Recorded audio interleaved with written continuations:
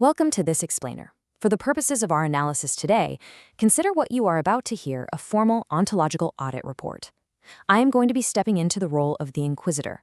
I'm an honest, analytical witness tasked with evaluating the structural rot of what we call the kingdom of civilization. Today we're examining the very foundations of a society that is operating entirely on a fragile, collective refusal to actually see the truth. So, we have to start with this absolutely crucial question. Are the jester's bells a genuine signal, or are they literally just a nuisance without a cause? This question right here establishes the ultimate stakes of our audit. When the uncanny jester arrives to disrupt the established order, we have to figure out if he is just making noise or if he's actually exposing a deep structural rot that threatens to bring the entire kingdom crashing down. Let's map out exactly how this collapse occurs. Section 1. Anatomy of a hollow sham, also known as the lexical veil. Now, the texts introduce us to this concept of the kingdom of civilization, but it's really important to understand that this isn't a physical geography. It's a fragile linguistic architecture. The streets here aren't paved with cobblestones, they are paved with what we'll call invisible agreements. These are those small, unspoken, shared expectations that dictate exactly when a citizen must weep and exactly when they must smile.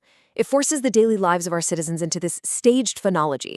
It's a tragic, exhausting performance intended entirely for societal approval and for glowing screens, completely devoid of any authentic human experience.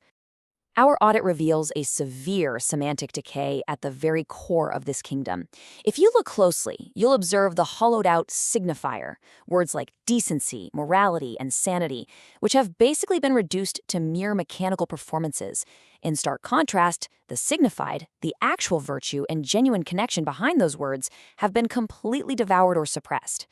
The citizenry has willingly surrendered true substance in exchange for a performative reality. And that leaves our society as nothing more than a fragile skin stretched tight over rotting wood. Moving on to Section 2, the Triadic Ritual, or weaponizing laughter. The jester, you see, doesn't arrive with a standing army. He arrives simply to lean against the wall and test the structural integrity of society through 3 meticulous dances. First up, he shatters the pretense of sorrow that's scripted for those digital spectators. That is a pretty rude awakening for anyone farming for online sympathy, right? Second, he acts as a mirror to reflect the parasite hiding behind noble silk, exposing raw ambition that's masking itself as virtue. And finally, he initiates a teleological crisis right inside their commercial shrines. He forces the crowd to stop and stare directly into the void that their endless, everyday transactions were entirely designed to obscure. Section 3. The interrogation and dissolving the semantic veil. It's at this point I must log my own formal confrontation with this anomaly. During the interrogation, the jester simply smiled that weaponized smile of his, completely challenging the very grammar of our consensus reality. He leaned forward and told me, "Your entire kingdom is but a joke half told, Inquisitor. The foundation of your power is merely a stone of truth the citizenry has agreed to drop." And as the Inquisitor, I could not, in good conscience, just dismiss him as a madman. Adopting the role of the uncanny witness, I held a certain breath and replied, "If that stone is lifted, the mechanical performance of order collapses into the sudden sharp breath of realized truth." I realized right then that my duty isn't to silence the fool. No, my duty is to accurately translate this performative death into undeniable reality. When the jester, the one who disrupts, and the inquisitor, the one who observes, actually merge their presence, they create a singular, genuine weight against consensus reality.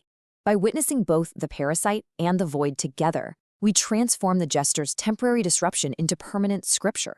It becomes an ocular confession, a truth so visible that authority can no longer categorize it, manage it, or safely ignore it. And that brings us to our final section, semantic paralysis and the verdict. The established order ultimately falls into a state of total semantic paralysis.